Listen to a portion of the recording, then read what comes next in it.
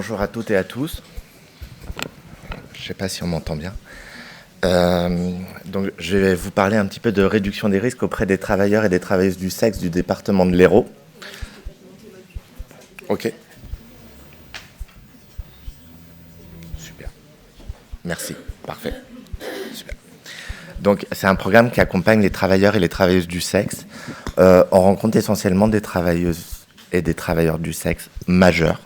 Ça ne veut pas dire qu'on ne pourrait pas accompagner des personnes mineures, mais on n'en rencontre pas. C'est important parce que généralement, c'est les questions qu'on nous pose quand on présente le programme. Donc, je vous le précise dès maintenant. Donc, je vais vous présenter un petit peu Médecins du Monde. Médecins du Monde, c'est une association qui a été créée en 1980. C'est une association médicale militante de solidarité qui lutte sans relâche pour défendre un système de santé juste et universel. On se bat par les actes et par les droits à travers nos plaidoyers. C'est quelque chose qui est très important pour nous. On va sur le terrain pour témoigner de ce qui se passe et également pour faire changer les choses. Donc en France, on est présent sur 59 programmes et également à l'international. Pour nous, ça nous paraît très important d'être présent en France pour pouvoir dire qu'on on vient pas là comme des inspecteurs dans le monde pour dire nous on fait bien, mais on est vraiment à la fois en France et à la fois à l'international pour avoir une approche qui est locale, collective et durable. Par collective, ça veut dire qu'on tient compte des personnes concernées et on essaye de les inclure au maximum dans les process qu'on leur propose. Donc je vais commencer par vous définir ce qu'est le travail du sexe pour Médecins du Monde. Par travail du sexe, nous comprenons des échanges économico-sexuels dont les transactions économiques peuvent être explicites, donc par de l'argent, mais également implicites, contre des services de protection, contre des produits psychoactifs, de l'aide à la migration. En fait, on valorise tous les rapports sexuels en contrepartie de quelque chose. Ensuite, nous proposons de la réduction des risques. Au travers de la réduction des risques auprès des travailleurs et des travailleuses du sexe, on comprend réduire les risques sur les plans de la santé globale, en incluant la santé sexuelle et reproductive, la santé mentale, les violences et renforcer l'accès aux droits. Au-delà de l'action de terrain, nous portons un plaidoyer local et national. C'est un peu les principes de la réduction des risques. On essaye des choses qui marchent. On considère que les personnes vont prendre un risque. On n'est pas là pour juger de ce qu'ils font, si c'est bien, si c'est mal. Nous, on est neutre. Mais notre volonté, c'est qu'après, on puisse faire changer les choses et idéalement les faire inscrire dans le droit commun. Et on essaye de faire tomber donc, tout ce qui est barrière légale, normative et sociale, qui marginalise et écarte les personnes des services de santé. Donc, l'histoire du programme, c'est un programme qui est né en 2003, à la suite d'une demande de l'ARS, qui a commencé par des tournées dans le centre-ville de Montpellier. À l'époque, il y avait un bus, une scène ouverte de consommation de drogue qui était aux arceaux. Et à cette occasion, il y avait pas mal de personnes qui vendaient des services sexuels pour se payer leur consommation. Ensuite, en 2013, on a commencé à faire des tournées au sud du département. On a mis en place des permanences au local à partir de 2015. En 2016, des tournées au nord du département. Et en 2016, il y a eu un changement assez important. Il y a une loi qui est sortie, qu'on appelle communément dans le secteur du travail du sexe, la loi de 2016, qui pénalise les clients. Je vais vous en parler un petit peu après. Mais le fait que les clients soient pénalisés, ça marginalise d'autant plus les travailleurs et les travailleuses du sexe, puisque le risque, les clients disent aux travailleurs et aux travailleuses du sexe, nous, on prend un risque en venant te voir. Donc, on souhaite pouvoir négocier plus le tarif, parce qu'ils prennent un risque d'amende. On souhaite négocier le tarif ou on propose, on voudrait cette prestation sans préservatif pour plus de plaisir. Donc, ça a marginalisé un peu les travailleurs et les travailleuses du sexe qui ont replié leur activité sur Internet. Donc, en 2021 et 2022, on a commencé à faire des tournées sur Internet. Donc notre objectif est d'aller contacter les personnes sur les sites d'escorting avec un message préfet pour dire voilà, on est là, si vous avez besoin, on peut vous proposer des services sur le thème de la santé, des services sur l'accès aux droits, on peut vous proposer de sortir de l'isolement, de communiquer, de rencontrer d'autres travailleurs et travailleuses du sexe. En 2024, on a déménagé de local, on a un local qui est beaucoup plus accueillant pour permettre d'accueillir les personnes. Et notre objectif en 2030, c'est parce qu'on n'a pas pour objectif d'être là pour la vie. Notre objectif, c'est de rendre à la communauté le travail qu'on a effectué. Donc, de capitaliser sur tout ce qui est probant et tout ce qui a fonctionné pour nous. Et de le donner à la communauté pour que la communauté puisse gérer elle-même le programme de réduction des risques à destination des travailleurs et des travailleuses du sexe. Donc on a une équipe pluridisciplinaire qui est constituée de salariés. Donc je suis le coordinateur qui est l'équivalent d'un temps plein. On a du temps de travail social, on a du temps de coordination régionale, du temps d'appui à la délégation. Tous ces temps, en fait, ils vont nous permettre de construire nos messages. On a une équipe bénévole sans qui rien ne serait possible. Cette équipe bénévole, elle est constituée de personnes pairs. Donc on a une responsable de mission pair qui est là pour coordonner avec moi les activités de la mission. On a du personnel médico-social et on a des personnes qui sont intéressées par le programme qui se joignent à nous. Enfin, on a des alliés avec nous, puisqu'on ne travaille pas seul. Sur le terrain, on travaille avec des partenaires, on travaille avec des relais d'opinion, on travaille avec des personnes qui orientent sur le programme, on travaille avec d'autres programmes MDM, de Médecins du Monde, et également avec les personnes accompagnées qui sont également prescriptrices de nos services. Donc, les missions de la RDR, c'est informer, orienter, accompagner vers le soin, donner les capacités aux personnes de prendre soin d'elles, permettre de l'accès aux droits et, avec un peu une approche communautaire. L'approche communautaire, tout à l'heure, la personne qui a parlé en premier, j'ai plus votre prénom, disait que c'est un gros mot en France, mais sans la communauté, en fait, on ne peut rien faire, parce que souvent, quand on ne tient pas compte de la communauté, on propose des services qui ne sont pas adaptés. Donc, la RDR, c'est également l'aller vers. Donc, on propose des tournées sur les routes, des tournées virtuelles, comme je vous ai expliqué, sur Internet, avec un objectif de ramener vers nos services. Donc, on propose des putains d'après-midi, c'est des temps en non-mixité TDS, où les personnes peuvent mettre en place des process, se donner des tips pour se prémunir des violences vécues, par exemple, pour se prémunir des violences vécues par les clients, mais également dans le système, parce que le système fait que les personnes peuvent vivre des violences à l'hôpital, peuvent vivre des violences en rencontrant des professionnels de l'accès aux droits, de l'accès aux soins, et je vais vous en parler un peu plus après. Donc, on réalise régulièrement des diagnostics sur le terrain. Comme je vous disais tout à l'heure, la mise en place de la loi de 2016 fait porter un risque de 1 500 € sur les clients. Donc, ça crée un rapport de force avec les personnes. Et ensuite, on n'en parle plus trop, on a un peu oublié, mais il y a eu le Covid qui a fait porter des moments de couvre-feu et de confinement qui a forcé les personnes à travailler sur Internet. Donc, face à ce report de l'activité, on a vraiment recentré largement notre activité sur Internet et on est en train de développer de nouveaux outils, des outils vidéo, des outils pour permettre aux personnes de manière ludique de trouver des réponses à leurs problématiques. On a également développé ce qu'on appelle un Linktree, c'est une arborescence de liens où les personnes vont pouvoir trouver des informations en vidéo sur la réduction des risques sexuels, l'utilisation d'autotests. On essaye de travailler sur l'auto-soin des personnes, avec comment utiliser un test de grossesse, comment utiliser des préservatifs. C'est des choses qui peuvent paraître assez simples, mais qui nécessitent quand même un peu d'éducation. Et on essaye de transmettre aux personnes des besoins, de leur permettre l'accès au matériel. Parce que l'accès au matériel, quand on est travailleur et travailleuse du sexe, aller acheter 40 préservatifs à la pharmacie, on peut être jugé.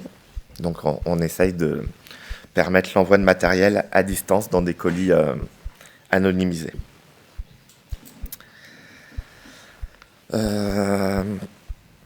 Donc comme je vous le disais, on a fait évoluer notre offre vers des tournées virtuelles où on propose un espace de parole confidentiel, du non-jugement, de la bienveillance. On essaye de travailler avec les personnes sur l'empowerment, c'est de leur donner les capacités, au travers de l'information sur santé globale, santé sexuelle et reproductive, le vécu de l'activité et la santé mentale, et sur l'accès aux droits. Donc, fort des constats que l'on rencontre sur le terrain, les TDS nous font part de violences vécues, de violences institutionnelles au travers de la loi, parce que non seulement au travers de la loi de 2016 qui pénalise les clients, qui renforce leur vulnérabilité, il y a également les lois sur le proxénétisme. Il existe des lois sur le proxénétisme d'aide, c'est-à-dire que toute personne qui aide de manière directe ou indirecte, en le sachant, un ou une travailleuse du sexe, est considérée comme complice et proxénète. Donc nous, on est protégés de cette loi par la loi de 2016, qui, par un décret, permet quand même aux associations en santé de faire de la réduction des risques auprès d'elles, mais en tout cas, ça les marginalise largement.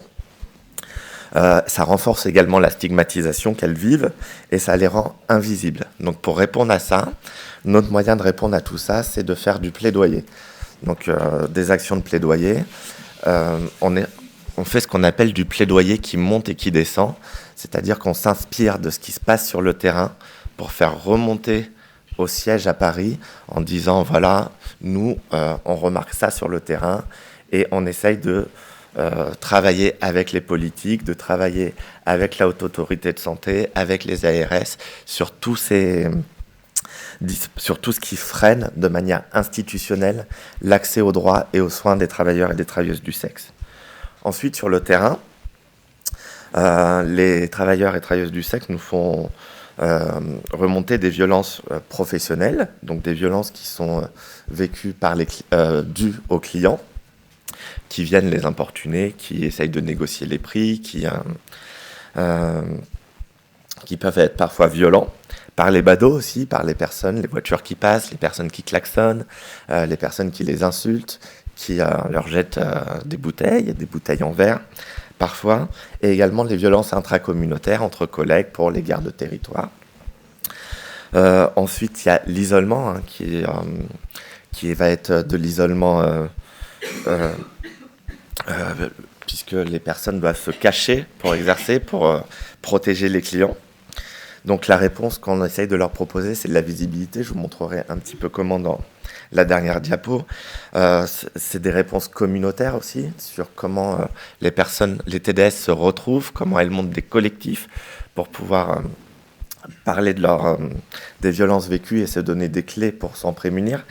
Et également comment des alliés peuvent les aider. Je pense aux associations comme les associations de lutte contre le VIH, les associations de prévention de la santé, les associations d'accès aux droits, comme les associations qui protègent les personnes migrantes.